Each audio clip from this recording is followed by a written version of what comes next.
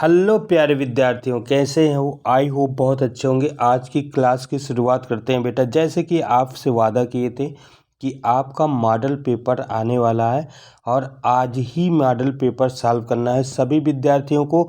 और बहुत बेहतरीन मॉडल पेपर है, पूरे बायो का मॉडल पेपर। आप देखेंगे कि क्वेश्चन कैसे पूछा जाता है। तो मॉडल पेपर में आपको ध्यान देना है कि हमारे मॉडल पेपर में क्या क्या मिलने वाला है आपको। साथ ही साथ बहुत सारी चीज़ें मिलेगी, जैसे कि आपको मिलेगा मॉडल पेपर के साथ सॉल्यूशन। हाँ जी, इसका पीडीएफ भी मिलेगा, फ्री रहेगा, फ्री ऑफ कॉस्ट रहेगा, कोई चार्ज नहीं है। आराम से इसको पढ़िए, ध्यान से स्क्रीनशॉट लेते भी जाएंगे और पढ़ते जाएंगे। तो चलिए शुरुआत करते हैं। तो हमारा जो मॉडल पेपर है जीव विज्ञान का, बायोलॉजी का, वो 3 घंटे 15 मिनट आपको समय दिया जाएगा, जिसमें 3 घंटे 15 मिनट में आपको 70 नंबर लेना है। और 70 नंबर रिटेन पे, लिखित परीक्षा आपकी जो 70 नंबर की है, 3 घंटे 15 मिनट। 15 मिनट आपको कैसे क्या देखना है, कॉपी सही से चेक कर लेना है, आपका जो प्रश्न पत्र मिलेगा उसको सही से पढ़ना है और धैर्य से क्वेश्चन का आंसर देना है। तो चलिए फटाफट हम लोग स्टार्ट करते हैं। सभी लोग क्लास को शेयर कर देंगे। सभी लोग हाय, कैसे हो? मस्त, एकदम बढ़िया, स्वस्थ होंगे। मॉडल पेपर पूरे सॉल्व करके जाना है, आपको पीडीएफ पूरा मिलेगा। डरना नहीं है, किसी भी बात को लेकर के डरना नहीं है, सारा क्वेश्चन होगा। और ऐसे 6 से 7 मॉडल पेपर आपको मैं करवाऊंगा, जिसमें से आपको 100 में 100% प्राप्त होगा। चलिए स्टार्ट करते हैं। तो पहला क्वेश्चन हमारे सामने आया है, एक प्रारूपी आवृतबीजी परागकोश में लघु बीजाणु धानियों की संख्या कितनी होती है? तो आंसर फटाफट दीजिए, क्या होगा? ऑप्शन देखिए 4 है, 1, 2, 3 एंड 4। तो लघु बीजाणु धानियों की संख्या कितनी होती है बेटा परागकोश में? सभी को पता है कि सर 4 होती है। वेरी गुड, बहुत अच्छा। और इसे कॉपी में कैसे लिखना है, बोर्ड एग्जाम में कॉपी में कैसे लिखना है, उसका भी पीडीएफ है। इसी के साथ धैर्य से देखिएगा, आंसर कैसे देना है, उसमें कॉपी में बोर्ड में कैसे लिखना है, इस पर भी मैं पूरा पीडीएफ बनाया हूँ, आगे मिलेगा आपको। चलिए, तो ये आपका 4 हो जाएगा। लघु बीजाणु धानियों की संख्या कितनी होती है जी? 4 होती है, बहुत सही। अगले क्वेश्चन पे हम लोग चलते हैं। अगला क्वेश्चन है, स्त्री में अंतरोपण अंतरोपण के समय भ्रूण किस अवस्था में होता है? फटाफट जवाब दीजिए। और इसमें देखिए 4 ऑप्शन आपके सामने है। पहला है ब्लैस्टूला अवस्था, दूसरा ग्लैस्टूला अवस्था, तीसरा निरूला अवस्था और चौथा मरूला अवस्था। तो बहुत सिंपल जवाब बताएंगे। हम आपको पढ़ाए भी थे, आप क्लास में जा करके पढ़ सकते हो। ऑनलाइन क्लास में मैं इसको बहुत अच्छी तरीके से भी पढ़ाया, तो इसका ऑप्शन जल्दी जल्दी बताइएगा। स्त्री में अंतरोपण भ्रूण के किस अवस्था में होता है? तो बच्चे इसका पहला आंसर हो जाएगा ब्लैस्टूला। आपको पता है एट ब्लैस्टोमियर, क्या बच्चों मैंने आपको बताया था, एट ब्लैस्टोमियर की अवस्था में अंतरोपण होता है। अंतरोपण होता है भाई, इम्प्लांटेशन जिसे कहते हैं। बहुत सुंदर सा। अगले क्वेश्चन की तरफ चलते हैं बेटा। अगला क्वेश्चन देखो, इसमें है पहला प्रश्न का तीसरा क्वेश्चन। 200 लघु बीजाणु के निर्माण के लिए प्राक्रियात्मक लघु बीजाणु मात्र कोशिका में कितने अर्धसूत्री विभाजन होंगे? बहुत सिंपल सा जवाब है, जल्दी जल्दी ऑप्शन देखिए, 400, 200, 50 और 100। सिंपल है बेटा। देखो, अगर हम कहें, हमको पता है कि सर जब कभी क्या बनता है, परागकण बनता है, तो अगर 4 परागकण बनता है तो एक अर्धसूत्री होता है। 4 परागकण बनने पर एक अर्धसूत्री होता है। तो ऐसे अगर 200 बनेगा, 200 परागकण बनेगा, तो कितना अर्धसूत्री होगा? तो हम कहेंगे सर बहुत सिंपल है, बहुत ही सिंपल है। 200 बनने के लिए कितने अर्धसूत्री की ज़रूरत होगी? तो हम कहेंगे कि सर इसमें सिंपल सा है, 200 को हम 4 से भाग दे देंगे, तो 4 एक कम 4, 4 पंचे 20, 50। एकदम सिंपल सा आंसर आ जाएगा इसका तीसरा आंसर। सिंपल है बेटा, एकदम सिंपल से। चलिए आगे क्वेश्चन की ओर चलते हैं, आगे फटाफट क्वेश्चन की ओर। आपका घ नंबर, पहले का घ क्वेश्चन आ गया, जिसमें कहता है कौन सा एंजाइम डीएनए खंडों को जोड़ने का काम करता है? 2 क्वेश्चन इस पर बहुत सिंपल से बनता है। एक क्वेश्चन हमेशा ये पूछा जाता है, डीएनए को जोड़ने का कौन सा एंजाइम काम करता है, एक तोड़ने का कौन सा काम करता है। तो यहाँ क्वेश्चन पूछा है कौन सा एंजाइम डीएनए खंडों को जोड़ने का काम करता है। तो आपके पास चार ऑप्शन है, चार ऑप्शन है, चार में से सिलेक्ट करना है। Ligase enzyme, endonuclease enzyme, chitinase enzyme या एक्सोन्यूक्लियेज एंजाइम। तो डीएनए को जोड़ने का काम जो करता है बेटा वो है लाइगेज एंजाइम। ये फटाफट आपको आंसर मिल गया। लेकिन अगर डीएनए खंडों को तोड़ने का काम करता है तो वो हो जाएगा इंडोन्यूक्लियेज एंजाइम, जो तोड़ने का काम करेगा। तो इसका ऑप्शन जो बी है वो सही होगा। लेकिन इस क्वेश्चन के अनुरूप पहला आपका आंसर होगा। चलिए तो आगे चलते हैं। अभी देखो पीडीएफ आपको पूरा मिलेगी, इसका आंसर पूरा मिलेगा, धैर्य रखना बस हो गया। अब ये तो हो गया हमारा एक एक नंबर का। देखो एक एक नंबर को गलत नहीं करना है क्योंकि ये सॉलिड नंबर होता है जी। अगर हम कहें ये सिर्फ एक एक नंबर, कैसे हमें एक एक आंसर टिक मारना है, चार नंबर मिल जाएगा। लेकिन अगर 4 नंबर का रिटर्न करना होगा तो हमें तो 2 पेज लिखना पड़ेगा। तो ये आपका सॉलिड नंबर होता है, इसको छोड़ना नहीं है। चलिए अब देखो क्वेश्चन नंबर 2 आ गया, 2 का। अब ये भी हमें एक एक नंबर वाला क्वेश्चन है, इसमें सिर्फ एक एक लाइन में आंसर देना है। कैसे देना है आंसर, इसको भी मैं आपको पीडीएफ में समझाया हूँ। चलिए आगे चलते, पीडीएफ मिलेगा आपको, धैर्य रखना है बस हो गया। क्लास को शेयर करते रहो और जो नए बच्चे हैं वो वीडियो को लाइक करेंगे और चैनल को सब्सक्राइब करेंगे। सभी लोगों तक भेजना है, सभी उन बच्चों तक भेजना है जो बच्चे मॉडल पेपर तो करते हैं लेकिन मॉडल पेपर में लोग लूट लेते हैं, उनसे पैसा लेते हैं वगैरह वगैरह। तो हम आपको फ्री दे रहे हैं बेटा, पूरा फ्री ऑफ कॉस्ट है, कुछ नहीं लगना। बस मॉडल पेपर सॉल्व करो, आपको 70 में 70 दावे के साथ पूरा का पूरा आंसर आपको मिलेगा, पूरा नंबर मिलेगा, एकदम गारंटी है मेरी, पूरा 70 में 70 रिटर्न आपको मिलेगा। ऐसे में 7 मॉडल पेपर लेके आऊँगा, 7 ही आप कर लेंगे और 100 क्वेश्चन 100 क्वेश्चन भी आपके लिए मैं तैयार रखा हूँ। 100 क्वेश्चन उसको पढ़ लेंगे, उसमें सभी में से अगर उतना तैयार कर लेते हैं तो हर एक मॉडल पेपर हर एक सेट में आपका सबका फंस जाएगा, एक भी क्वेश्चन ऐसा नहीं होगा जो ना आया हो। ठीक है, चलिए तो क्वेश्चन नंबर 2 चलते हैं। 2 का कहता है एक परिपक्व परागकण में समाहित कोशिकाओं का नाम लिखो। बहुत सिंपल को क्वेश्चन है बेटा। एक परिपक्व परागकण में समाहित कोशिका भैया बहुत सिंपल सी होती है। एक परिपक्व परागकण में 2 कोशिका होती है, जिसे हम एक को कहते हैं जनन कोशिका, एक को कहते हैं भाई जनन कोशिका, है ना बच्चों। जनन कोशिका जो बाद में डिवाइड होकर के 2 नर केंद्रक बनाते हैं। और दूसरा आपका हो जाएगा, दूसरा आपका सिंपल सा है कायिक कोशिका। ये तो बात सबको पता है जी, यस सर सबको पता है। तो इसमें एक जनन कोशिका होगी और एक कायिक कोशिका होगी। ऐसे दो शब्द में लिखना है और फटाफट एक नंबर मिल जाएगा। चलिए तो देखिए इसका आंसर आपको मैं बता दूं। देखो बेटा इसका आंसर कैसे लिखना है, कैसे आएगा, इस पर भी देखिएगा, इसका आंसर सबको मिलेगा। दूसरा यहाँ पे देखिए, दूसरा जो क्वेश्चन, किसी एक क्लोनिंग संवाहक का नाम लिखिए, क्लोनिंग वेक्टर का नाम लिखिए जिनमें गुणसूत्र का नियंत्रण या स्वतंत्र रूप से जीवाणु कोशिका के अंदर प्रतिकृत करने की क्षमता हो। बहुत सिंपल है।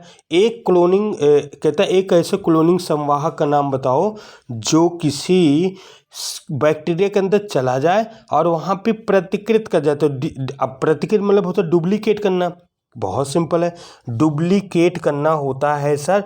और ऐसे ऐसे ऐसे संवाहक का नाम आप लोग सभी को पता है बच्चों, वो होता है प्लाज्मिड, या हम कह सकते हैं प्लाज्मिड के अलावा बच्चों होता है PBr 322। एकदम एग्जैक्ट ये क्वेश्चन आपको बायोटेक्नोलॉजी में मिलता है। चलिए आगे हम लोग चलते हैं, फटाफट।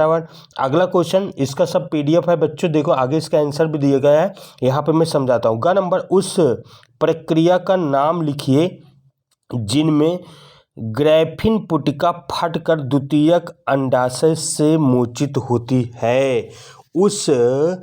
उस प्रक्रिया का नाम बताए जिसमें ग्रैफीन फॉलिकल फट करके अंड को मोचित करती है, मतलब एग को निकालती है। फटाफट बताइए इसका आंसर क्या होगा। उस प्रक्रिया का नाम बताओ जिसमें ग्रैफीन फॉलिकल, जैसे ग्रैफीन पुटिका बोलते हैं, फट जाती है और अंड, यहाँ पे देखो ये गलत शब्द लिखा है, यहाँ पे एग होना चाहिए, अंड निकलता है या एग मोचित होता है।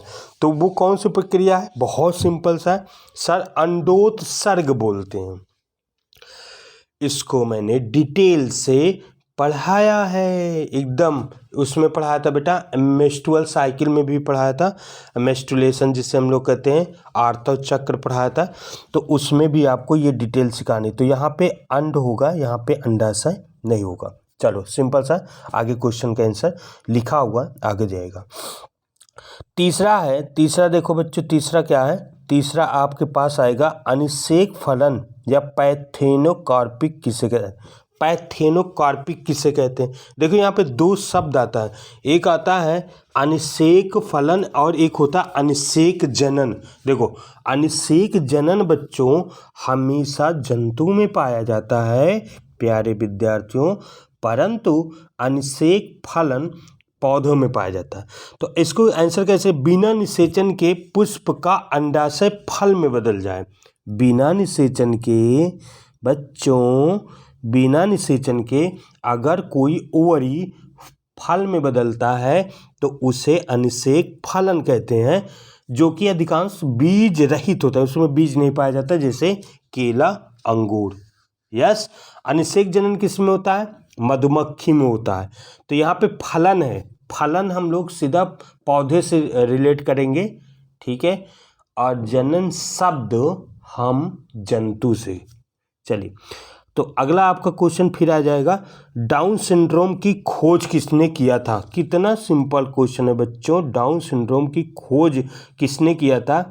इसके किस कायिकी गुणसूत्र के जोड़े में एक की अधिकता होती है? कितना सिंपल है, डाउन सिंड्रोम की खोज 1866 में, कब बच्चों? 1866 में किसने किया था? लैगडम डाउन ने। किसने? लैगडम डाउन ने किया था। बहुत सुंदर क्वेश्चन है। और इसमें किस कायिक कोशिका में एक बढ़ जाता है जी?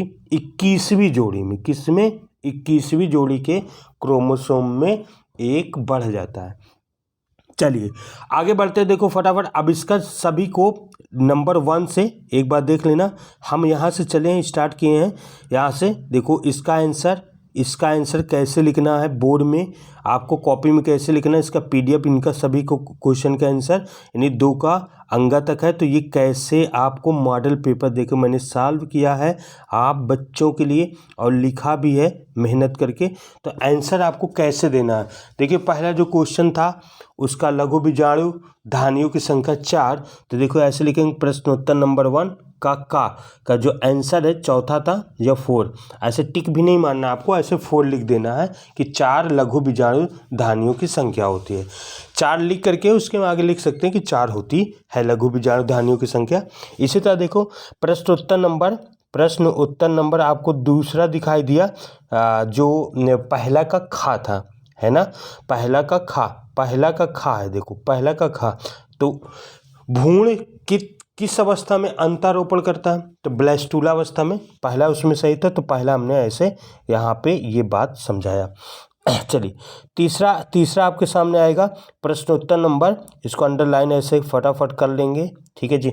प्रश्नोत्तर नंबर पहला का गा था, और जिसमें बताया गया था, क्वेश्चन ध्यान से देखना है कि 200 लघु बीजाणु बनने के लिए कितने अर्धसूत्री होंगे? तो 50 होंगे। बहुत सुंदर क्वेश्चन, तो हम लोग इसने ऐसे किया। फिर प्रश्न उत्तर नंबर पहला का घा, 4 क्वेश्चन थे। DNA खंडों को जोड़ने के लिए कौन से एंजाइम कार्य करता है? Ligase enzyme. अच्छा, तोड़ने का कौन करता है? एंडोन्यूक्लियेज एंजाइम। परंतु इस क्वेश्चन के आंसर के हिसाब से ये सही होगा, ऐसे आपको आंसर बच्चों कॉपी में देना होगा। चलिए आगे बढ़ते हैं बेटा। देखो जो क्वेश्चन था दूसरा का क्या क्या क्वेश्चन था, इस बात पर हम लोग फोकस करेंगे। दूसरे के क्वेश्चन का आंसर हमने बताया था, एक परागकण कोशिका में, किसमें बच्चों? एक परागकण कोशिका में कितने कोशिका समाहित हैं? तो उसका आंसर देखो कितना सिंपल है कि एक परिपक्व परागकण में 2 कोशिका समाहित है जिसे हम जनन कोशिका के नाम से जानते हैं। जनन कोशिका जो बाद में 2 नर युग्मक में बदल जाती है। 2 नर युग्मक मतलब 2 नर केंद्रक बना लेते हैं और तभी वो डबल फर्टिलाइजेशन करते हैं, है ना जी एकदम। दूसरी कायिक कोशिका होती है, ये देखो, पहला देखो जनन कोशिका बच्चों और दूसरा होता है कायिक कोशिका होती है जो बाद में पराग नली बनाती है। कितना सिंपल सा आंसर है, ऐसे आपको आंसर लिखना होगा। चलो अगला देखो, आपका क्वेश्चन था कि क्लोनिंग, अगर हम कहेंगे कि किसी में संवाहन वेक्टर यानी क्लोनिंग वेक्टर की बात करें तो वो बहुत सिंपल सा 2 आपका आंसर मिलेगा। और ये बायोटेक्नोलॉजी का क्वेश्चन है कि सर वेक्टर के रूप में यानी संवाहक के रूप में हम लोग 2 चीज़ को भी इस्तेमाल करते हैं जिसे हम लोग प्लाज्मिड कहते हैं और एक होता है PBr 322। प्लाज्मिड क्या होता है? ये प्लाज्मिड बच्चों बैक्टीरिया जीवाणु, हम कहेंगे बैक्टीरिया का एक्स्ट्रा क्रोमोसोम ही होता है। बैक्टीरिया क्या होता है? एक्स्ट्रा क्रोमोसोम ही होता है ना। प्लाज्मिड में ORI पाया जाता है और खुद में ये किसी भी बैक्टीरिया के अंदर जा करके क्या करता है?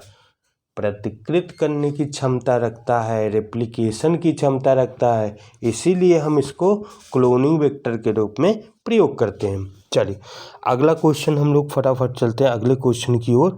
अगला क्वेश्चन देखो दूसरे का गा जो बताया गया था कि भैया ये बताना है ग्रेफिन पुटिका जब फटती है तो इस क्रिया को क्या कहते हैं जिसमें अंड निकलता है, उसे क्या कहते हैं? अंडोत्सर्ग बोलते हैं ना बच्चों। आंसर देखो, पेपर पहले आपको दिया, उसको स्क्रीनशॉट ले करके आप देखते जाएंगे उसका आंसर कैसे लिखना है, फटाफट देखो।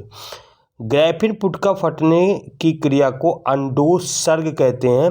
इसमें अंड कोशिका का विमोचन होता है, यानी अंड निकलता है, एग निकलता है, जबकि क्वेश्चन में लिखा था अंडाशय, वहाँ पे नहीं भेजा, मिस प्रिंट हो गया है तो इसलिए उस पर नहीं जाएंगे।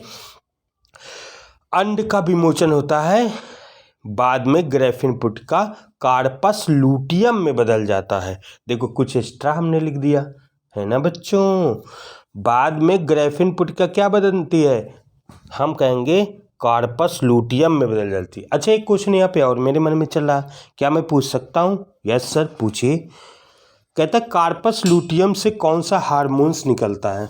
जवाब देना है आपको, कार्पस लूटियम से कौन सा हार्मोन्स निकलता है, इसका आंसर आपको देना है। चलिए अगले क्वेश्चन की ओर चलते हैं। दूसरा का घा, देखो आपको मैंने बताया था, क्वेश्चन हमसे पूछा था कि अनिषेक फलन क्या होता है।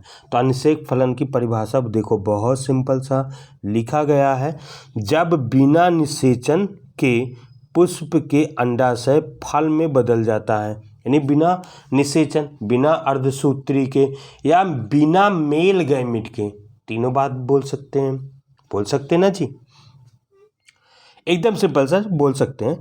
जब बिना निषेचन के पुष्प के अंडाशय फल में बदल जाए, या तो हम कहें बिना अर्धसूत्री के, अर्धसूत्री होगा तो गैमेट बन जाएगा यहाँ पे, तो बिना अर्धसूत्री या बिना नर युग्मक के, अगर बिना नर युग्मक के अगर किसी पुष्प का ओवरी अंडाशय फल में बदल जाता है, ओवरी को हिंदी में अंडाशय बोलते हैं, तो ऐसे क्रिया को अनिषेक फलन कहते हैं, या इंग्लिश वर्ड में पैथेनोकॉर्पिक बोलते हैं, पैथेनोकॉर्पिक, ठीक है। और एक उल्टा मैंने यहाँ पे और बताया था, जैसे इसका एग्जाम्पल केला और अंगूर है, ठीक है।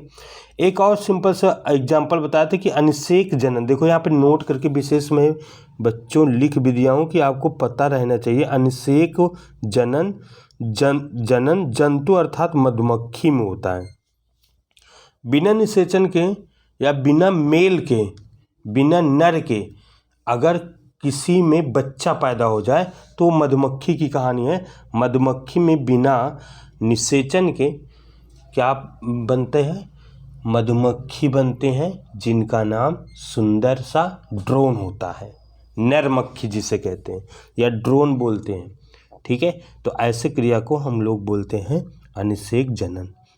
चलिए अगले क्वेश्चन पे चलते हैं।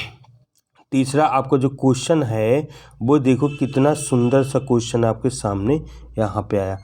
कि यहाँ पे देखो क्वेश्चन था कि डाउन सिंड्रोम की खोज किसने किया था, तो हमने कहा था डाउन सिंड्रोम की खोज किसने किया, तो हम कहेंगे लैगडम डाउन ने किया था 1866 ईस्वी में।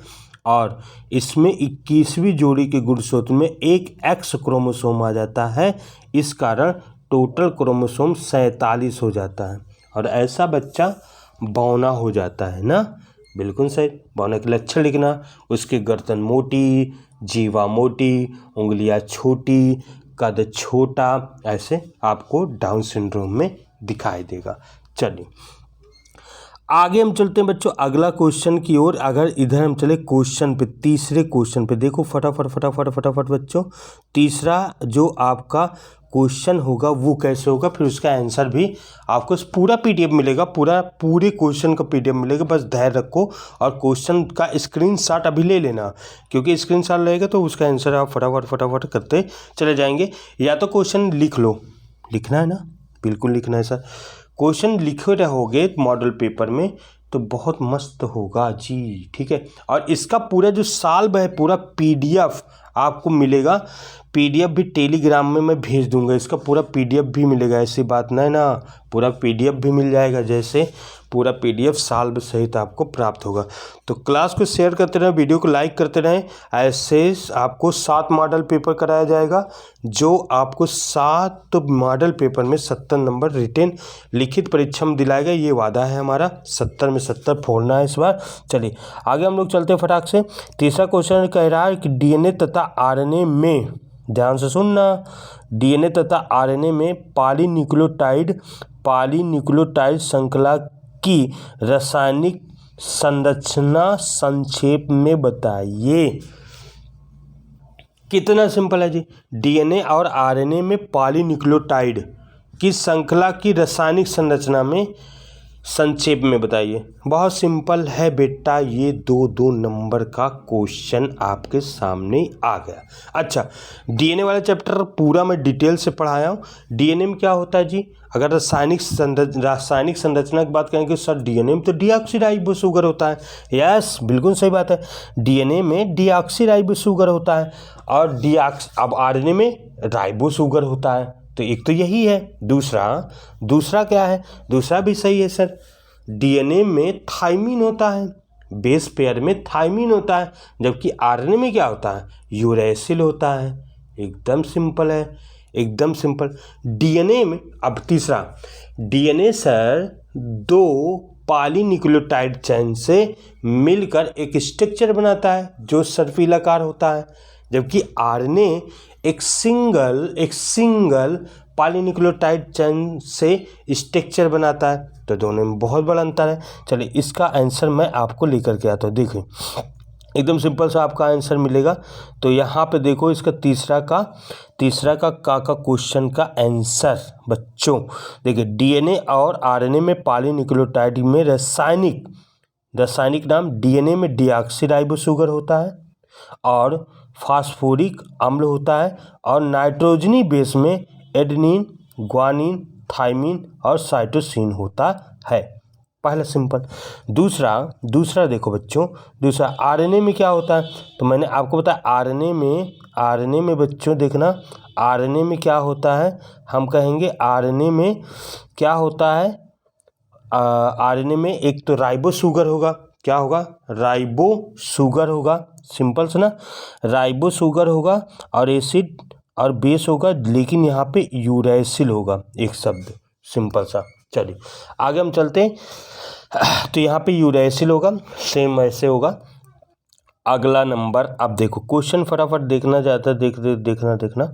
अब दूसरे क्वेश्चन की ओर चलते हैं। जनसंख्या विस्फोट के प्रमुख कारण और जन्म नियंत्रण के उपाय। हो कितना सिंपल क्वेश्चन है आपके। जनसंख्या विस्फोट के प्रमुख कारण क्या हो सकता है। जनसंख्या विस्फोट का मतलब ये होता है कि पॉपुलेशन में आबादियों में जनसंख्या बहुत तेजी से बढ़ रही है, तो उसे ही हम कहेंगे जनसंख्या विस्फोट ना। जनसंख्या विस्फोट इसी तो कहते हैं भाई, जनसंख्या की वृद्धि होना। तो कहते हैं जनसंख्या का विस्फोट का प्रमुख कारण क्या है, तो हम कहेंगे सर बहुत सिंपल सा, क्योंकि अगर हम कहें कि मात्र मृत्यु दर और शिशु मृत्यु दर, अगर बच्चा पैदा होगा उसकी डेथ नहीं होगी या माता की डेथ नहीं होगी प्रसव के समय, तो सीधी सी बात है कि जनसंख्या में विस्फोट हो जाएगा।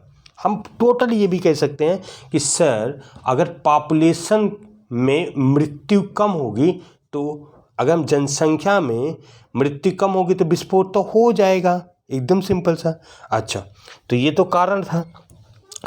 दूसरा कारण ये बताना उपाय, हम कहेंगे जन्म नियंत्रण के उपाय। उपाय में बच्चों देखो, जन्म नियंत्रण में उपाय कैसे कर सकते हैं कि जैसे जनसंख्या को कंट्रोल में किया जा सके।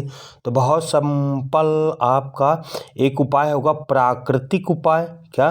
प्राकृतिक उपाय बच्चों। और दूसरा होगा कृत्रिम ना, दूसरा होगा कृत्रिम। तो यहाँ पे देखो कृत्रिम और प्राकृतिक दो उपाय आपको हमने बताया था, डिटेल से पढ़ाया था और इसी को हम लोग आगे ले चलेंगे।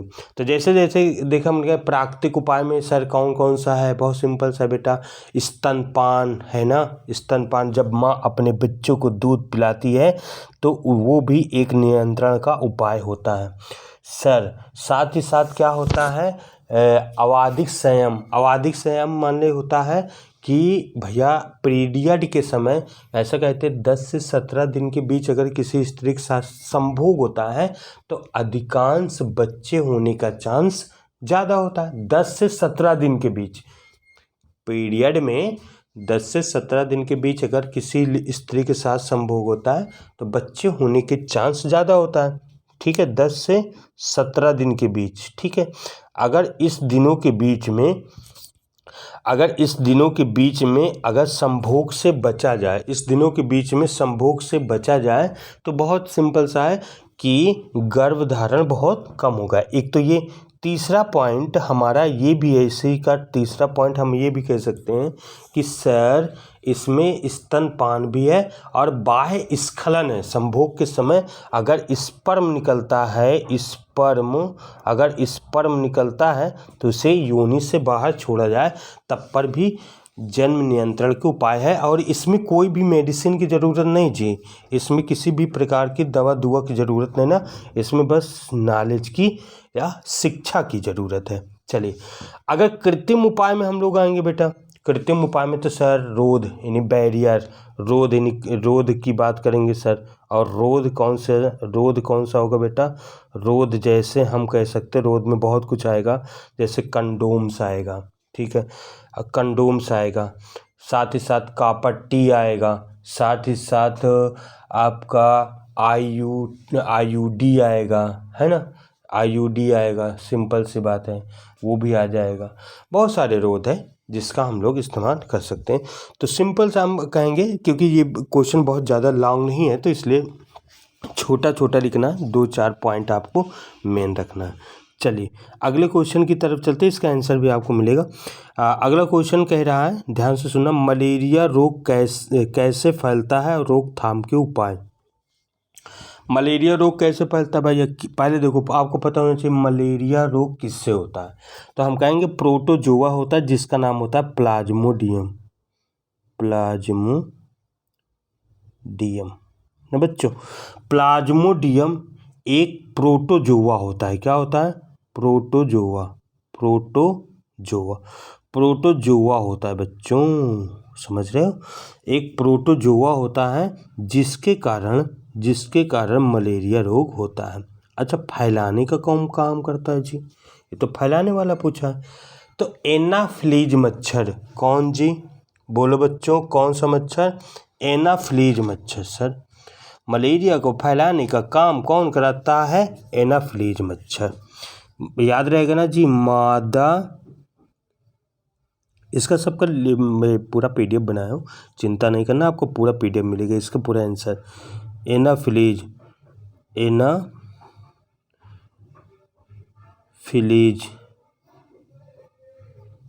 क्या बात ये मादा एनाफ्लीज मच्छर के द्वारा फैलता है। बहुत सही बात है। चलिए अगले क्वेश्चन की ओर चलते हैं बेटा। कहता है सहविलुप्तता क्या होता है? ये हम लास्ट में पढ़ेंगे, बायो के लास्ट चैप्टर पे है। और इसका उदाहरण सहित सहविलुप्तता का मतलब हम साथ साथ मर जाएं, सिंपल। अगर देखो सहविलुप्तता का मतलब है कि अगर कोई जीव है, कोई भी जीव है, अगर वो भोजन के लिए किसी जीव पर निर्भर है, ठीक है, कोई जीव है अगर वो भोजन के लिए दूसरे पर निर्भर है बच्चों, अगर वो जीव खत्म हो जाएगा जिसको वो खाता है तो वो भी तो खत्म हो जाएगा। यस सर, बहुत सिंपल सर, एकदम सिंपल है। तो ऐसे अगर एक जीव भोजन के लिए दूसरे जीव पर निर्भर होता है, अगर दूसरा जीव खत्म हो जाता है तो जो भोजन के लिए निर्भर होता है वो भी खत्म हो जाता है। ऐसे क्रिया को कहते हैं सहविलुप्तता, और इसका एग्जाम्पल हमारे सामने बहुत कुछ आएगा। चलिए मेंडल, तीसरा क्वेश्चन आता है, मेंडल के प्रभाविता की नियम की आरेख खींचिए। मेंडल के प्रभाविता का नियम का आरेख, क्वेश्चन सब लिखते जाना क्योंकि इसका आंसर अभी आने वाला है, ठीक है। मेंडल के प्रभाविता का नियम, प्रभाविता का नियम क्या होता है जी? बहुत सिंपल सा है, जब दो तुलनात्मक लक्षण वाले पौधे में क्रॉस कराते हैं तो दो तुलनात्मक लक्षणों में से F1 पीढ़ी में दो में से एक ही दिखाई देता है, ऐसा होता है, हर बार होता है। तो ऐसे नियम को हम लोग कहते हैं प्रभाविता का नियम। क्या कहते हैं? प्रभाविता का नियम। जैसे इसमें देखो कैपिटल टी था, स्मॉल टी था, तो एक लंबे पौधे थे, ये एक बौने पौधे थे। जब इसको क्रॉस कराया गया तो कैपिटल टी स्मॉल टी आया था, है ना बच्चों। तो कैपिटल टी प्रबल था, ये अप्रबल था। तो कहता है दो तुलनात्मक, देखो ये एक लंबे पौधे थे, ये बौने, जब दो तुलनात्मक पौधे में क्रॉस कराते हैं, जब दो तुलनात्मक पौधे में क्रॉस कराते हैं तो दो में से हमें एक पौधा दिखाई देता है F1 पीढ़ी में। तो इसे हम लोग क्या कहते हैं बच्चों? प्रभाविता का नियम। चलिए आगे हम लोग फटाफट चलते हैं, इसके आंसर पाने के लिए हम लोग चलते हैं PDF पर। देखिए पहला का बताए थे, आपको बताना था जनसंख्या विस्फोट का कारण क्या है। आपको मैंने बताया था कि क्वेश्चन लिख लीजिएगा, क्योंकि क्वेश्चन लिखने पर भी आपको समझ में बतिया आ जाएगी, है ना जी।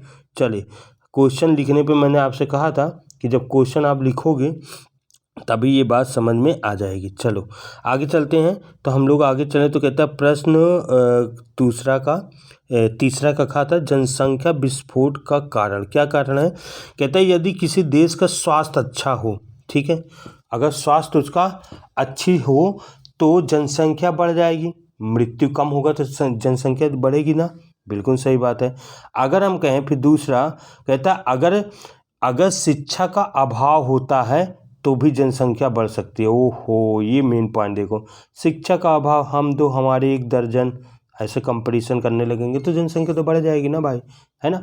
हम दो हमारे दो, सबसे अच्छा, छोटा परिवार सुखी परिवार। चलिए तीसरा पॉइंट हम लोग चलते हैं बेटा, तीसरे पॉइंट पर हम लोग चलें तो तीसरा पॉइंट यहाँ पर देखेंगे कि सर इसमें तीसरा पॉइंट है शिशु और मातृ मृत्यु दर में कमी। अगर देखो मृत्यु दर कम होगी तो जनसंख्या सीधी सी बात है बढ़ जाएगी, ये नियम होता है किसी भी देश का। चलिए फटाफट आगे चलते हैं बेटा। अगला देखो फटाफट अगला क्वेश्चन पे क्या कर रहा है, देखो कहता है जनसंख्या बढ़ने से देश में गरीबी, आर्थिक कमजोरी और महामारी जैसे बहुत सारी बीमारियां एक साथ आ जाती हैं अगर पॉपुलेशन बढ़ जाए। चलो अच्छा, एक क्वेश्चन यहाँ पे मैं पूछना चाहूँगा बच्चों, इस समय विश्व की सबसे अधिक जनसंख्या वाला देश का नाम बता दो। चलो बता दो, शर्माओ ना, बता दो, चुपचाप बता दो, विश्व के सबसे अधिक जनसंख्या वाला देश इस समय कौन सा है? जल्दी बताओ। तुम कहेंगे सर भारत है, इंडिया ना बच्चों, इंडिया, बिल्कुल सही बात है। इंडिया ऐसा है जो विश्व का सबसे जनसंख्या वाला देश माना जाता है। ठीक है, ओके, बहुत सुंदर बात है, आपने बताया, बहुत सुंदर बात बताई। चलो बेटा आगे हम लोग चलते हैं, फटाफट अगले क्वेश्चन की तरफ चलते हैं। अब देखो इसके जनसंख्या नियंत्रण के उपाय क्या है जी? बिल्कुल सही, उपाय तो मिलेगा ना। तो देखो मैंने आपको बताया जनसंख्या नियंत्रण के बहुत सारे उपाय हैं। एक प्राकृतिक है जिसमें हम कहते हैं आवधिक संयम मतलब इसमें सहवास के समय, संभोग समय, मासिक धर्म में 10 से 17 दिन के बीच संभोग ना किया जाए, तब पर भी बचा जा सकता है। अगला पॉइंट देखिए फिर कहता है, इसी के साथ साथ देखो 2 नंबर का है तो मैं बहुत सारे क्वेश्चन का आंसर दे दिया कि अगर 3 नंबर का भी आएगा तो आराम से लिख सकते हैं, नहीं छोटा करके लिख सकते हैं। दूसरा उपाय है अंतः गर्भाशी युक्तियाँ, ठीक है, जिसे IUD के नाम से जानते हैं बच्चों, IUD अंतः गर्भाशी युक्तियाँ। तो इसमें देखिए कापट्टी लगाया जाता है, इसमें कहते हैं तांबे की एक युक्ति जो हम गर्भाशय की दीवार पर रोपित करते हैं, नहीं लगा देते हैं, और जो निषेचन को रोकता है, फर्टिलाइजेशन को रोकता है। अगर स्त्री के साथ संभोग होता है तो फर्टिलाइजेशन को रोक देता है, जिससे कंट्रोल ऑफ पॉपुलेशन, जनसंख्या नियंत्रण का उपाय होता है। जैसे देखो कापट, जिसमें जैसे IUD की बात करें, यानी अंतः गर्भाशी युक्ति की बात करें, तो बहुत सारे हमारे पास एग्जाम्पल आएंगे जिसे हम लोग कई नाम से जानते हैं, कापट्टी, कापर 7, ठीक है, LNG-20 है ना, बहुत सारे आपको देखने को मिलेगा। ठीक है, चलो फटाफट इसका आंसर भी ले लो। अगला चलते देखो, जनसंख्या नियंत्रण के और भी उपाय हैं बच्चों, जैसे गोलियां, पिल्स, नाम पता होगा गोलियां, कि स्त्रियां गोलियां भी खाती हैं, और उस गोलियों का नाम सहेली, बहुत सिंपल सा, मालाडी, मालायन, तो बहुत सारे हैं। मुंह में खाई जाने वाली गोली जो गर्भ ठहरने से बचाती है, जैसे मालाडी, मालायन, सहेली। सहेली बहुत अच्छी गोली है क्योंकि ये सप्ताह में 1 बार खाई जाती है। अगर मालाडी की बात करोगे, मालायन की बात करोगे, तो ये रोज खाई जाने वाली गोलियां हैं, लगभग 21 दिन तक इसको खाई जाती है। कब से स्टार्ट किया जाता है बच्चों? जिस दिन महिलाओं में ब्लीडिंग होता है उसी दिन से इसको स्टार्ट कर देते हैं, और 21 दिन तक खाया जाता है, फिर उसके बाद बंद किया जाता है। चलिए, अच्छा, मेन पॉइंट बात इसमें, यानी जो गोलियां हैं इसमें होता क्या है, तो हम कहेंगे इसमें होता है एस्ट्रोजन और प्रोजेस्टेरॉन हार्मोन्स, या दोनों का मिश्रण होता है। याद रखना, एस्ट्रोजन और प्रोजेस्टेरॉन हार्मोन्स का मिश्रण होता है, या तो एक ही होता है, ऐसे इसमें कहा गया। ठीक है, चलिए, ये भी क्वेश्चन पूछता है कि जो गोलियां हैं उसमें कौन सा पदार्थ पाया जाता है या कौन सा हार्मोन्स पाया जाता है, तो प्रोजेस्टेरॉन आप लोग फटाफट याद कर लेना। चलिए, साथ ही साथ देखो, अगर हम कहेंगे लॉन्ग में आएगा तो देखो 2 नंबर का आएगा तो 2-4 पॉइंट, 4 लाइन तक लिख देना, बहुत बड़ी बात है, 5-6 लाइन। लेकिन अगर लॉन्ग में आ रहा है तो इसका आंसर लॉन्ग में भी लिखा गया है, देखो सिंपल से आप कर सकते हैं। स्थायी विधि भी है जनसंख्या नियंत्रण की, जिसे हम लोग शल्य क्रिया या ऑपरेशन के नाम से जानते हैं। ठीक है, या बाध्यकरण मतलब नसबंदी जिसे कहते हैं। 2 शब्द होते हैं, एक बधियाकरण भी होता है, the terminate of the testis, अगर किसी भी विषण को हटा दिया जाता है, बधिया कर दिया जाता है। ऐसे देखो ना, ऐसे होता है जानवरों में, जैसे बकरा में होता है, तो उसमें टेस्टिस को रिमूव कर दिया जाता है, नहीं विषण को हटा दिया जाता है चीड़ा लगा करके। लेकिन बाध्यकरण का मतलब होता है बच्चा, बाध्यकरण का मतलब होता है नसबंदी। ठीक है, उसके टेस्टिस को रिमूव नहीं कराते हैं।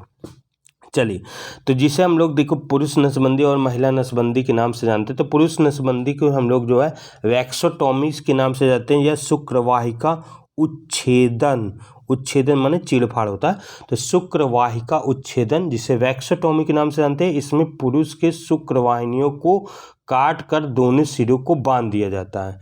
ठीक है, उधर भाग में ऐसे चीड़ा लगा दिया जाता है, बहुत सिंपल सा, जिसे वैक्सोटॉमी कहते हैं। क्या कहते हैं बच्चों? वैक्सोटॉमी। अच्छा, स्त्रियों में भी ये काम होता है, तो स्त्रियों में जब ये काम होता है तो इसे टीबोक्टॉमी बोलते हैं। क्या बोलते हैं? टीबोक्टॉमी के नाम से जानते हैं, बहुत सिंपल है। इसमें महिलाओं के गर्भाशय नलिका, जो गर्भाशय नलिका होती है, उसको काटकर बांध दिए जाते हैं, जिससे ओवम और स्पर्म का समेकन न हो सके, मिल ना पाए। नहीं मिलते हैं तो बच्चा नहीं होगा। सिंपल से, बहुत सिंपल सी बात है बेटा। चलो आगे हम लोग बढ़ते हैं। ओ माय गॉड, चलो तो आगे हम लोग बढ़ें, आगे हम लोग चलेंगे। तो अगला क्वेश्चन आ जाएगा तीसरा के गा में क्वेश्चन क्या पूछा था? मलेरिया वाला। मलेरिया किससे फैलता है, इसकी कहानी हम लोगों ने क्वेश्चन पर देखा था। बिल्कुल सही, बिल्कुल सही ना। जो बच्चे अगर नए जुड़ते हैं, वो क्वेश्चन सब PDF टोटली मिलेगा, PDF पूरा का पूरा मिलेगा, आपको डरना नहीं है किसी भी प्रकार से। ये जो मैं यहाँ पे जो पढ़ा रहा हूँ ना, इसका पूरा PDF आपको मिल जाएगा, ठीक है। बना बनाया PDF आपको मिल जाएगा। टेलीग्राम पे ज्वाइन कर लेंगे, DK सर बायोलॉजी के नाम पर है, आप वहाँ पे ज्वाइन करेंगे, आपको पूरा PDF मिल जाएगा, ठीक है। मैं PDF भेज भी दूँगा। चलिए आगे हम लोग चलते हैं, अगले क्वेश्चन की ओर चलते हैं। मलेरिया, कुछ क्वेश्चन पूछा था कि मलेरिया जो होता है, मलेरिया किससे होता है, ऐसे उसने क्वेश्चन पूछा था।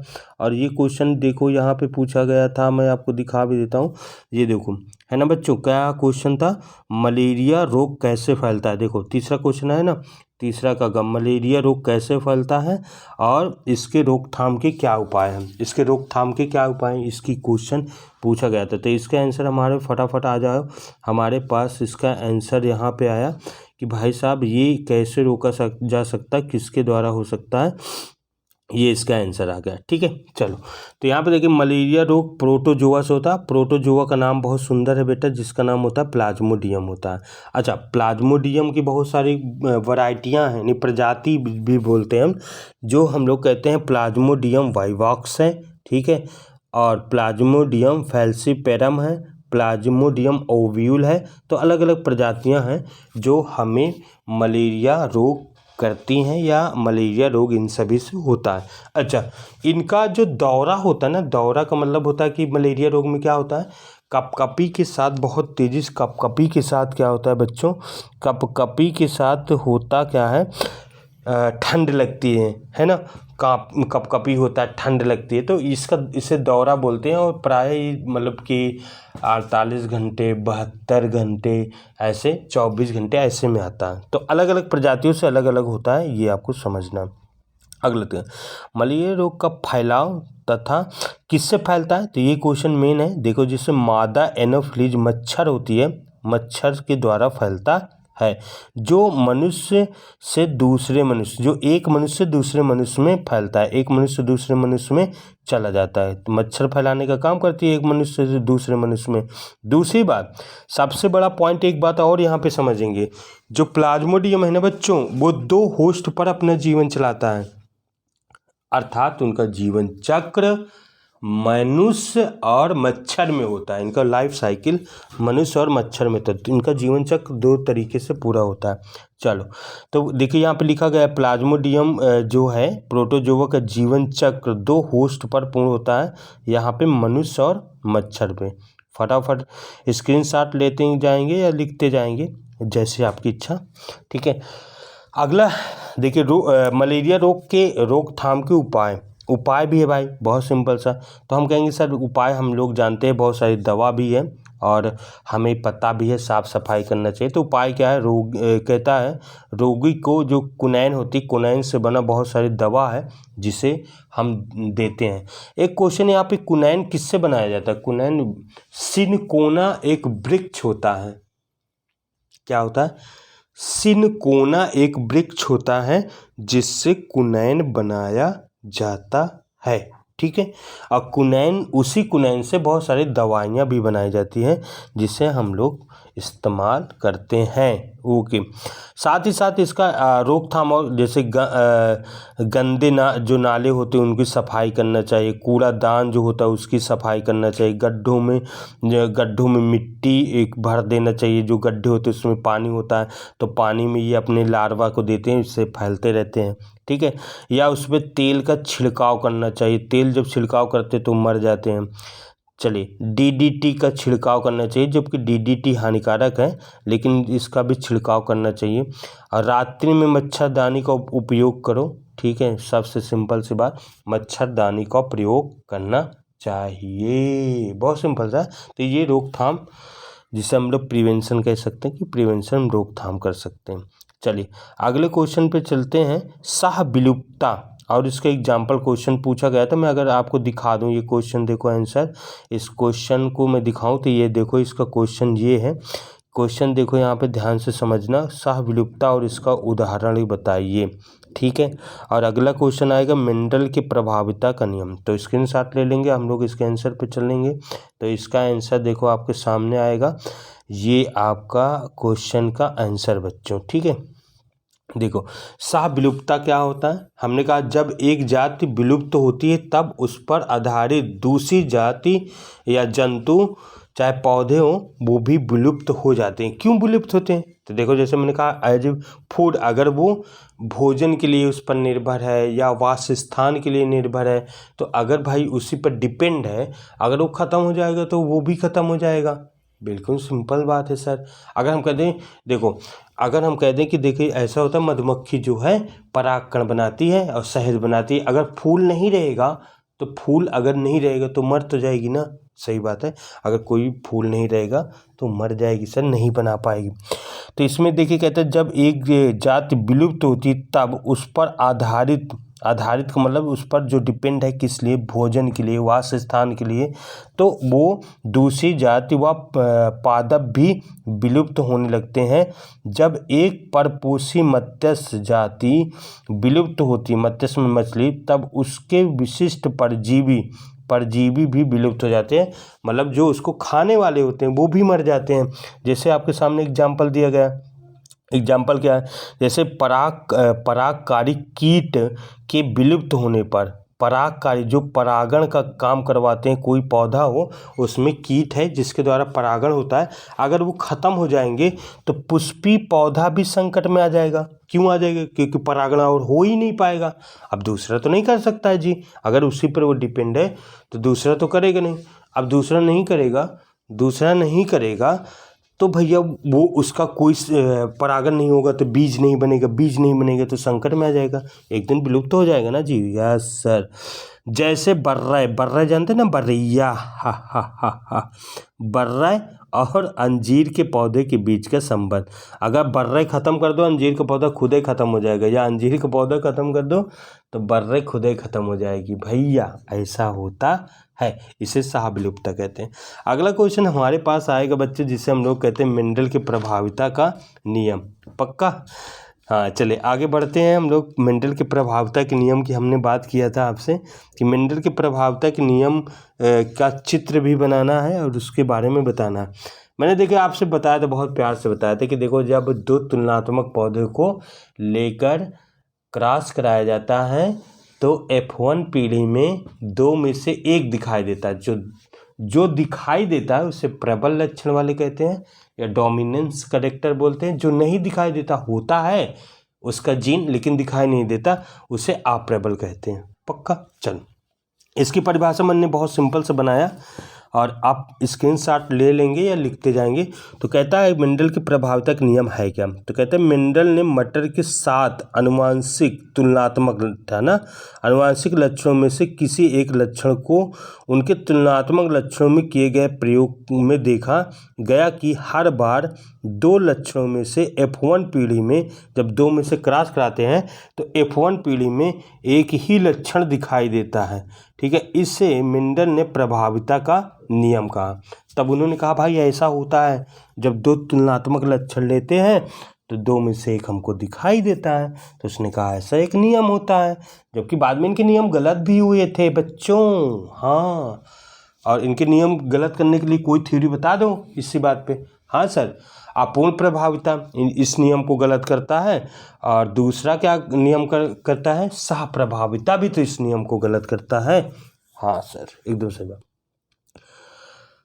फिर देखो आगे देखो, इसमें कहता है जैसे मटर के लंबाई में हम लोग लंबा और बौने पे क्रॉस कराए थे, इसी प्रकार किसी भी एक लक्षण को दिखाई देंगे तो ऐसा होता है F1 पीढ़ी में जो दिखाई देगा वो लक्षणों का। चलिए अब इसको देखो, हमने क्रॉस भी कराया कि उसने कहा हर एक बनाया, शुद्ध लंबे लिया गया कैपिटल टी और शुद्ध बौने लिया गया। दोनों को क्रॉस कराएं तो देखो capital T small T, F1 में कैपिटल टी और स्मॉल टी दोनों है, लेकिन इसका ही लक्षण दिखाई दिया, इसका लक्षण नहीं दिखाई दिया F1 में। ठीक है, तो इसीलिए इसे प्रभाविता का नियम कहते हैं। क्या कहते हैं जी? प्रभाविता का नियम कहते हैं। चलिए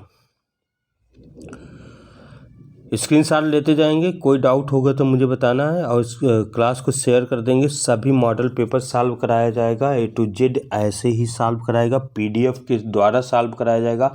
आपको सिर्फ घर में स्टडी करना, पढ़ना है, आराम से पढ़ते लिखते रहना। जो नए बच्चे हैं वो चैनल को सब्सक्राइब कर लेंगे, आपके साथ मैं बना रहूँगा पूरा 100% दिलाने के लिए। 100% का मतलब है 70 में 70 हमारा टारगेट है और 70 में 70 हम लोग लाएंगे, कंफर्म है। 70 में 70 को लेकर के ही आना है। रिटन में मैं पूरा 70 में 70 ऐसे करते करते हम लोग 7 पेपर सॉल्व करेंगे। कितने जी? 7 मॉडल पेपर और 100 क्वेश्चन भी मैं सॉल्व कराऊंगा और उतना ही पढ़ना है, उतने में आपको 70 में 70 मिलेगा। चलिए आगे चलते हैं, स्क्रीनशॉट लेते जाना और इसमें लिख लेना। चलो बेटा, इसके आगे हम लोग चलते अगले क्वेश्चन पे चलें। तो देखो ये तीसरा का क्वेश्चन ख़त्म हो चुका है, अब आपके पास आएगा चौथा का क्वेश्चन। तो चौथे का क्वेश्चन से पहले मैं आपको क्वेश्चन दिखा देता हूँ। कहाँ गया बाबू कहाँ गया क्वेश्चन पे देखो, यहाँ पर ही था, ये देखो क्वेश्चन यहीं पे था, तो यहाँ पर उसके आगे वो लगा हुआ है। चलिए क्वेश्चन देखिए चौथा का, यहाँ तक घा तक दिया गया है ना। इस क्वेश्चन लिख लेना, फटाफट क्वेश्चन लिखना, क्योंकि क्वेश्चन लिखने से आपको समझ में आ जाएगा कि हमें करना क्या है जी। ठीक है, देखो क्वेश्चन अभी देखो, मेंडल के नियम की जो मैंने बात किया था कि कौन ऐसा है जो उसके विखंडन किया था, उस क्वेश्चन फिर आपके सामने आ गया। अपूर्ण प्रभाविता क्या होता है? कितना सिंपल और कितना सुंदर क्वेश्चन है। अपूर्ण प्रभाविता की परिभाषा क्या होती है जी? जब दो तुलनात्मक कैरेक्टर्स या लक्षण वाले में क्रॉस कराते हैं तो सर एक जीन दूसरे पर पूरी तरीके से प्रबल नहीं हो पाता है।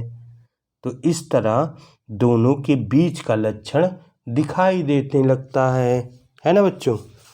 ऐसा ही होता है अपूर्ण प्रभाविता, पूरी तरीके से एक दूसरे पे प्रबल ना हो पाना। ठीक है, उसे कहते हैं अपूर्ण प्रभाविता। और इसका बहुत सिंपल सा एग्जाम्पल था गुलाबाक्स का पौधा। याद है? बिल्कुल याद है सर। चलिए आगे चलते हैं, फटाफट देखना अगले क्वेश्चन पे। अगला क्वेश्चन आपको आएगा, इसका भी मैं आंसर आपको पूरा PDF में समझाऊंगा। और घरेलू उत्पादन में सूक्ष्म जीव की भूमिका, सूक्ष्म जीव मतलब बैक्टीरिया की भूमिका या ईस्ट की भूमिका हमारे घरेलू प्रोडक्ट में कैसे काम करते हैं? बिल्कुल सही से बात है सर। हम लोग इडली, डोसा, सांभर, दूध से दही, ठीक है, सिरका सब तो बनाते हैं। ये सब घरेलू उत्पादन तो है। कब भैया दूध से दही कहाँ बनता है? घर में तो बनता है, हर बच्चा बना लेगा, तुम भी बना लोगे, मम्मी पापा बनाते हैं, मौसियाँ बनाते हैं, है ना। तो मौसी, जीजा, जीजू, नानी, नानू, नूनू सब कोई बनाता है सर, घरेलू उत्पादन प्रोडक्ट है। हाँ सर सही बात है ना। इडली डोसा भी बना लेते हैं। तो कहते हैं घरेलू खाद्य उत्पादन में सूक्ष्म जीव की भूमिका क्या है?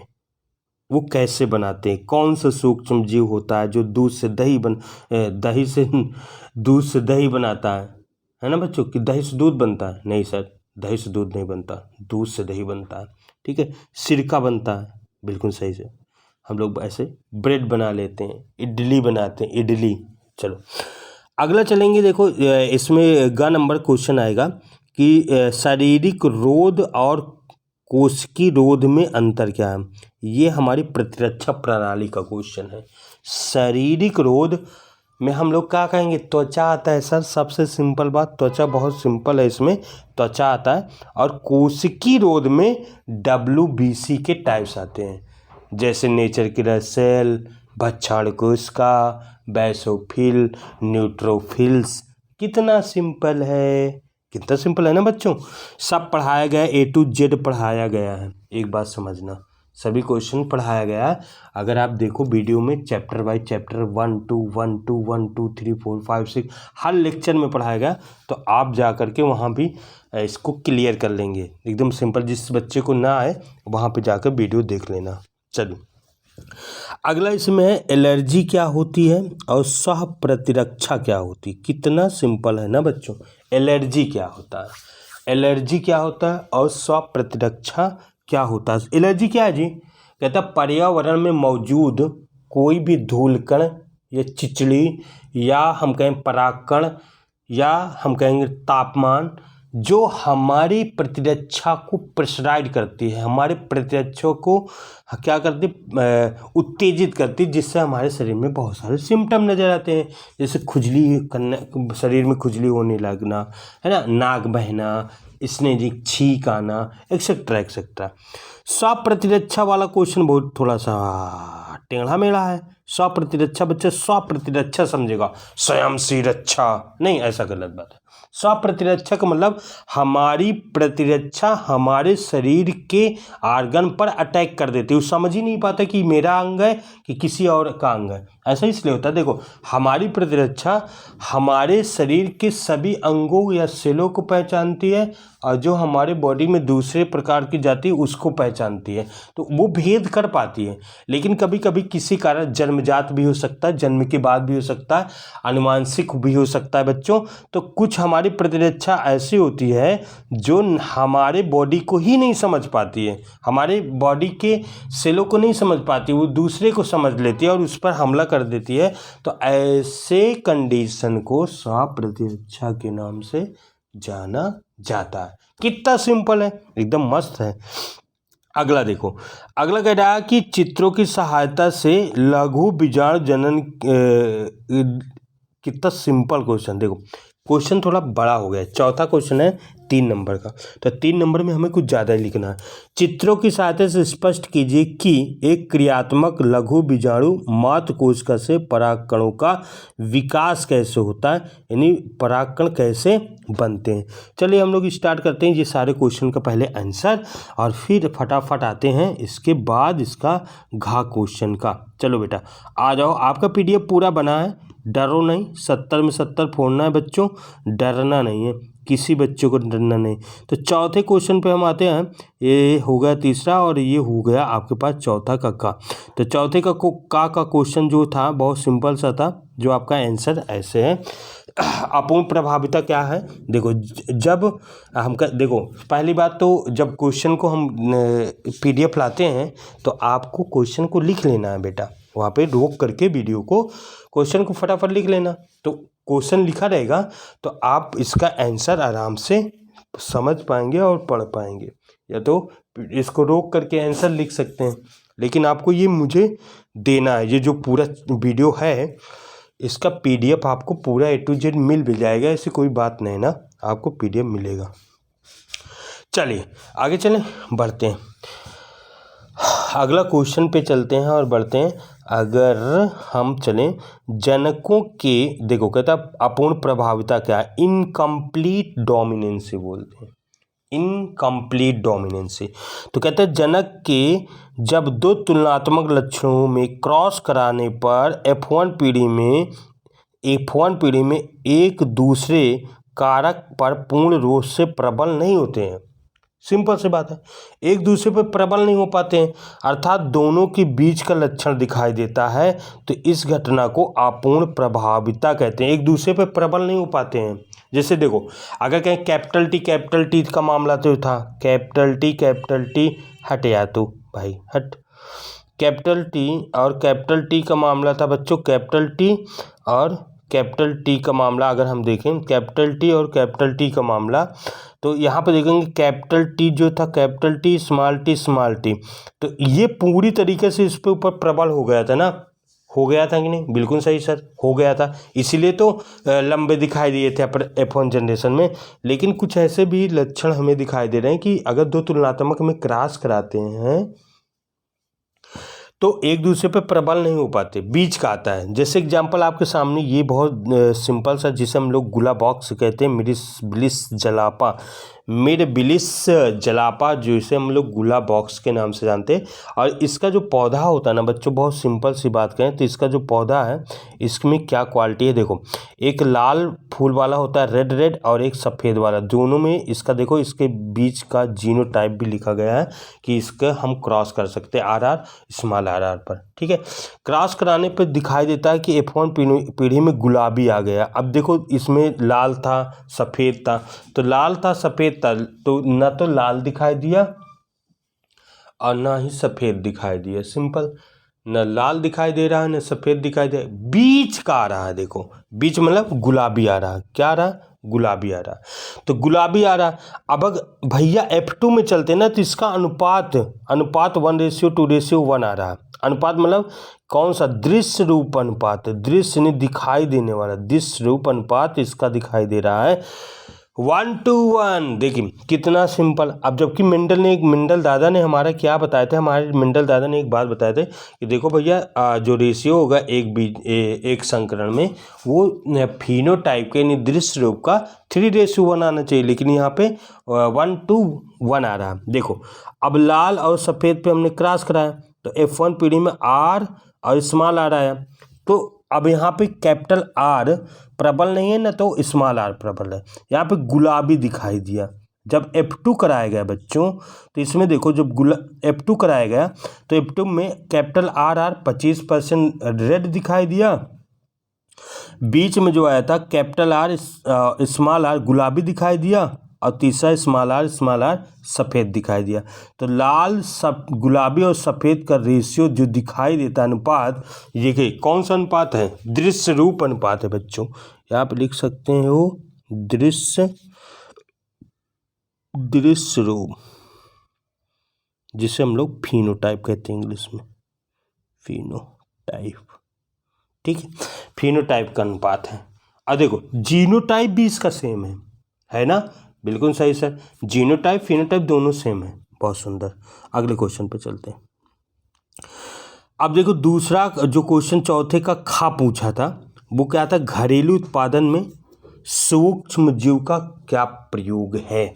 तो घरेलू उत्पादन में मैंने आपको बताया था भैया, हम घरेलू उत्पादन में हम लोग सूक्ष्म जीव के द्वारा क्या क्या बनाते हैं। क्या क्या बनाते भाई साहब, क्या क्या बनाते? जल्दी बताओ क्या क्या। अरे सर हम लोगों ने तो बहुत सारे प्रोडक्ट बनाया है। बहुत सारे प्रोडक्ट बनाए कि नहीं बच्चों?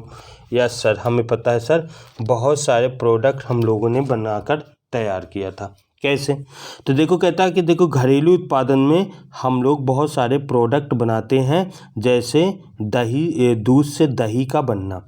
अब दूध से दही कौन बनवाता है? सूक्ष्म जीव अर्थात बैक्टीरिया कुछ होते हैं, और उन बैक्टीरिया का नाम क्या है बच्चों? लैक्टोबैसिलस।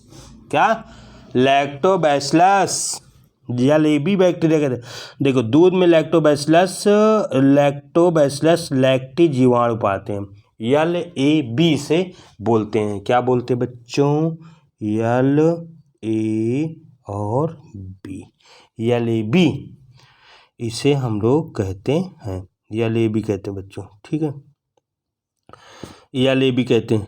कंफर्म? चलो, तो लैक्टोबैसिलस जीवाणु दूध में पाया जाता है, जो क्या करता है? दूध के केसीन प्रोटीन होती है। अब देखो दूसरा क्वेश्चन भी आपको समझना होगा, दूध में केसीन प्रोटीन भी होता है, उसी का स्कंदन करके दूध से दही बना लेता है। तो दूध से दही बनने के लिए मेन रोल किसका होता है? बैक्टीरिया का होता है, और लैक्टोबैसिलस का होता है। सिंपल ना? चलो, और हम लोग और क्या बनाते हैं घर में? और भी सर बनाते हैं जिनका नाम होता है इडली डोसा। हा, कितना मजे वाला खाना है क्या भैया? इडली डोसा भी बनाते हैं भाई। तो इडली और डोसा में बनाने के लिए बैक्टीरिया का भी प्रयोग किया जाता है। बिल्कुल सही, इडली डोसा बनाने के लिए बैक्टीरिया का भी प्रयोग किया जाता है। ईस्ट का भी प्रयोग किया जाता है बेटा। ईस्ट का, किसका? ईस्ट का भी प्रयोग किया जाता है। किसका? ईस्ट का प्रयोग भी किया जाता है। ऐसे डरना नहीं है, ईस्ट का भी प्रयोग किया जाता है। तो चलिए देखिए इसमें कौन कौन से ईस्ट आएंगे जी, इसमें कौन कौन से ईस्ट आएंगे हम लोग इसको पढ़ना है। चलिए तो देखिए यहाँ पे इडली डोसा बनाने के लिए हम लोग का जीवाणु का प्रयोग किया जाता है, जिसमें CO2 गैस निकलती है। इस कारण ये इडली और डोसा फूल जाता है। एक क्वेश्चन आता है कि ब्रेड में छोटे छोटे छिद्र क्यों होता है? तो इसमें देखो छोटे छोटे छिद्र इसलिए होता है क्योंकि फर्मेंटेशन की वजह से, जब किण्वन होता है, फर्मेंटेशन होता है, तो वहाँ पे क्या होता है, कार्बन डाइऑक्साइड निकलता है, कार्बन डाइऑक्साइड, इस कारण उसमें छोटे छोटे छिद्र आ जाते हैं।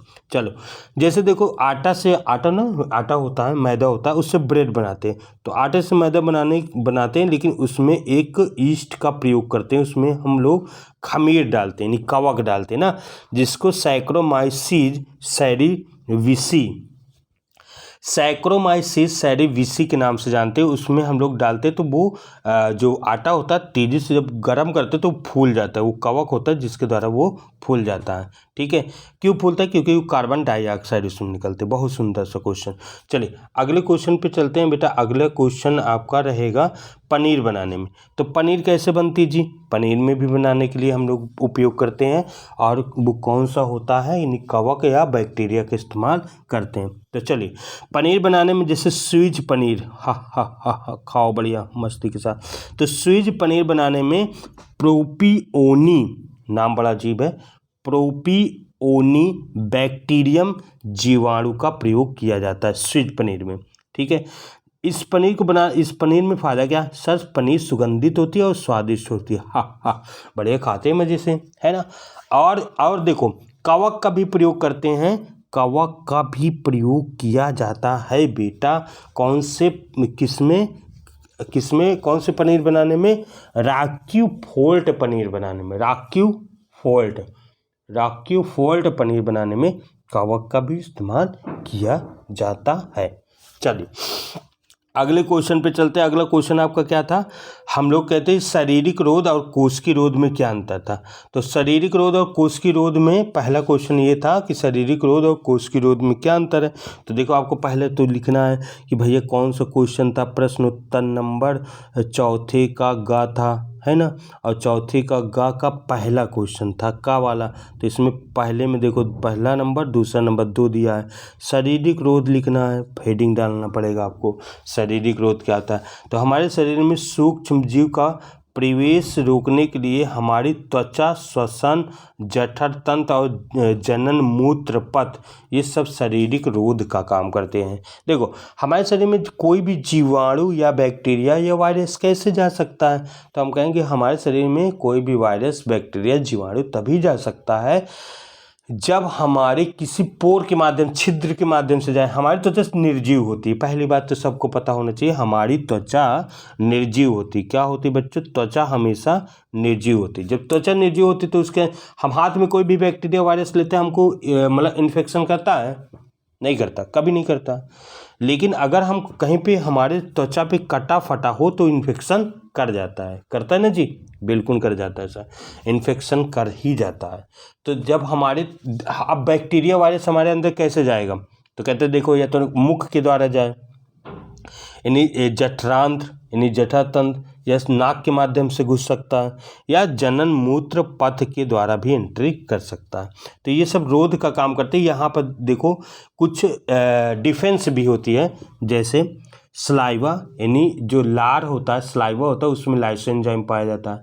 नाक में म्यूकस पाया जाता है, नाक भैं करते हैं, नाक निकालते हैं तो उसमें क्या पाया जाता है? उसमें पाया जाता है म्यूकस। जनन मूत्र पथ पर भी म्यूकस पाया जाता है, इस पर भी देखिएगा। चलिए आगे क्वेश्चन पे चलते हैं। कोशिकीय रोध क्या होता है बच्चों? तो कहते हैं हमारे शरीर में पाई जाने वाली कुछ WBC जो कोशिकीय रोध का काम करती है। जैसे हम कहेंगे न्यूट्रोफिल्स, मोनोसाइड, भक्षाणु कोशिका, नेचर किलर सेल एक्सेट्रा, ये कोशिकीय रोध है, यानी ये कोशिका लड़ती है जीवाणु और बैक्टीरिया से। कितना सिंपल सा है। चलो अगला चलते हैं हम। अगले क्वेश्चन पे था एलर्जी, चौथे का सेकंड नंबर था ना, चौथे का गा का सेकंड नंबर था, खा का था। चलो गा का सेकंड नंबर था, बहुत सिंपल क्वेश्चन, गा का सेकंड नंबर था।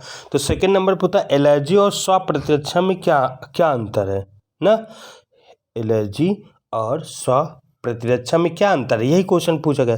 तो एलर्जी क्या? पर्यावरण में मौजूद, हेलो बच्चों ध्यान से सुनना, पर्यावरण में मौजूद कुछ ऐसे प्रतिजन होते हैं जिसे हम लोग जो हमारे बॉडी के प्रतिरक्षा को उत्तेजित करते हैं। तो उसके रिस्पांस में हमारी प्रतिरक्षा अनुक्रिया करती है, यानी रिस्पांस करती है रिस्पॉन्स करती है और जिसमें हम लोग कई सिम्पटम देख सकते हैं, कई लक्षण आते हैं जैसे छींकना, नाक बहना, खुजली होना, बेचैनी होना, तो एलर्जन का काम होता है।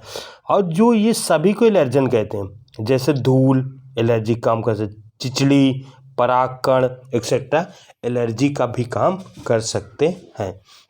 अगला देखो, स्व प्रतिरक्षा क्या है। मैंने आपसे बताया कि हमारी प्रतिरक्षा किसी अनुवांशिक या अज्ञात कारणों से हमारे ही बॉडी कोशिका पर या हमारे ही कोशिका पर हमला कर देती है, क्षति पहुंचाती, नष्ट कर देती है, ऐसे अंग डैमेज होने लगते, तो ऐसे कहते हैं स्व प्रतिरक्षा।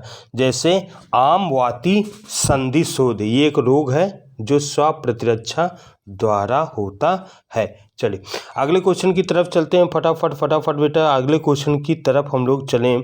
तो अगला क्वेश्चन आपके सामने ही था कि सर अगला क्वेश्चन था लघु बीजाणु मात्र कोशिका से परागकण का विकास कैसे होता है। मैंने बताया चित्र की सहायता से इसको पूरी बात बताना है, तो फटाफट आ जाओ। चित्र की सहायता से हम लोग कहेंगे लघु बीजाणु मात्र कोशिका से परागकण का विकास कैसे होता है। तो पहले आपको डिफिनीशन लिखना चाहिए और ये डिफिनीशन लिख करके आगे हम लोग कहानी बताएंगे। चलिए, कहता है जब आप परिपक्व परागकोश को देखते हैं तो वो अंडे के आकार का होता है, जिसकी बाहरी भाग एपिडर्मिस होती है और अंदर को उसका हाइपोडर्मल कोशिका कहते हैं। ठीक है, कहते हैं कुछ दिनों के बाद, ये सारी कहानी मैंने पढ़ाया है, अगर आपको इस लेक्चर को देखना है लघु बीजाणु जनन, तो वहाँ पे जा कर के लेक्चर में आप पूरा डिटेल से एक बार देख लीजिएगा, कभी नहीं भूलेगा आपको।